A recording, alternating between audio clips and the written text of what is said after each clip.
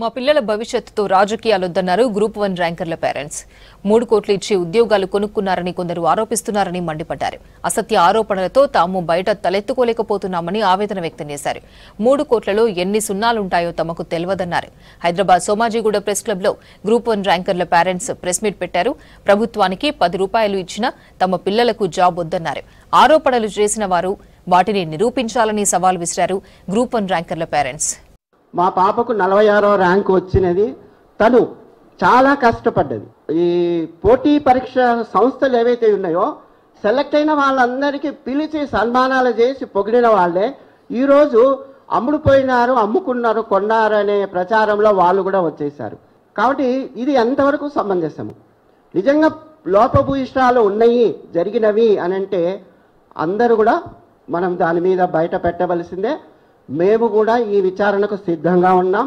ఎక్కడికి రమ్మన్నా వచ్చేస్తాం. 3 కోట్ల సంబంధించిన దాన్ని వాళ్ళు నిరూపించాలి. మేమంతా చాలా బాధపడుతున్నామండి. ప్రతి ఒక్కరు 3 కోట్లు ఇస్తే ఇప్పుడు 563 మంది ఎక్కడి నుండి తెచ్చి ఇచ్చారండి 3 కోట్లు? ఇప్పుడు అందరు అన్న వాళ్ళంతా ఇప్పుడు ఇవన్నీ నిరూపించాలండి. మాకు చాలా బాధగా ఉంది.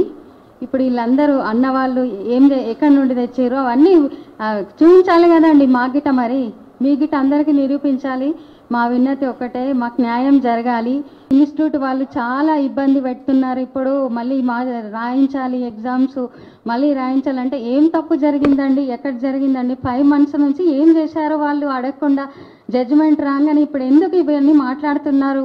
క్వాలిఫై అయినారు, మెయిన్స్ రాశారు. మెయిన్స్ ముంగట కూడా చాలా డిస్టర్బెన్స్లు వచ్చాయి. అయినా కూడా వాళ్ళు కాన్ఫిడెన్స్ తగ్గలేదు. తగ్గకుండా చాలా కష్టపడి కృషితోని వాళ్ళు పట్టుదలతోని మెయిన్స్ రాశారు. మెయిన్స్ రాసినా కూడా అప్పుడు రిజల్ట్ వచ్చినప్పుడు, ర్యాంక్ వచ్చినప్పుడు ఎవ్వరూ ఏం మాట్లాడని వాళ్ళు తీరా ఇప్పుడు మెడికల్ అవి అన్నీ అయిపోయి తీరా జాబ్ లో జాయిన్ అయ్యే ముందు ఇలా అయింది అలా అయింది అని రాజకీయ నాయకుల స్వార్థపరంగా ఇలాంటి ఇష్యూస్ తేవడము పిల్లల జీవితాలను అన్యాయం చేసినట్టయితే ఒక పిల్లల భవిష్యత్తు ఆలోచించండి. తల్లిదండ్రులది మాది సగం జీవితం అయిపోయింది.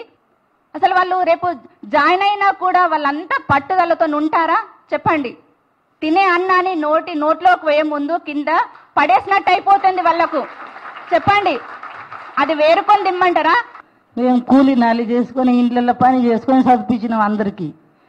మా పిల్లలకి కూడా పనికి పంపించి ఈ అమ్మాయికి చదివించాం. ఎందుకంటే మా అమ్మాయి ఒక్కరు నిలబడితే అందరికీ భవిష్యత్తు ఉంటుందా అని.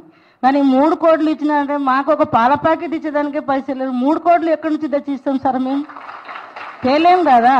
రోజు పనికి ఇంట్లోకి పని చేసి ఒక 500 200 300 పూట వెళ్ళకే పెద్ద వెళ్తలేదు మాకు.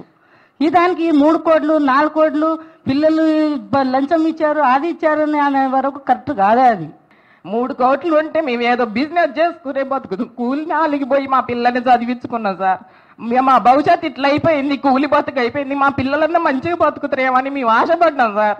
ఇంత దూరం వచ్చినాక మమ్మల్ని అన్యాయం చేయకండి సార్. మీరు దయచేసి మీడియా మిత్రులకు చెప్తున్నా, మాకు పెద్దలు ఎవరు తెలవదు సార్. అసలు ఏ రికమెండేషన్ లేకుండానే చదువుకున్నారు సార్. మా పిల్లలు 10th లో ఫస్ట్ క్లాస్ వచ్చింది సార్. నా కూతురు, నా బిడ్డ భవిష్యత్తు మంచిగా ఉంటుందని మేము ఎంతో సంతోషంగా ఉన్నాం సార్. ఇప్పటి వరకు మా పిల్లల్ని అన్యాయం చేయకండి సార్ దయచేసి.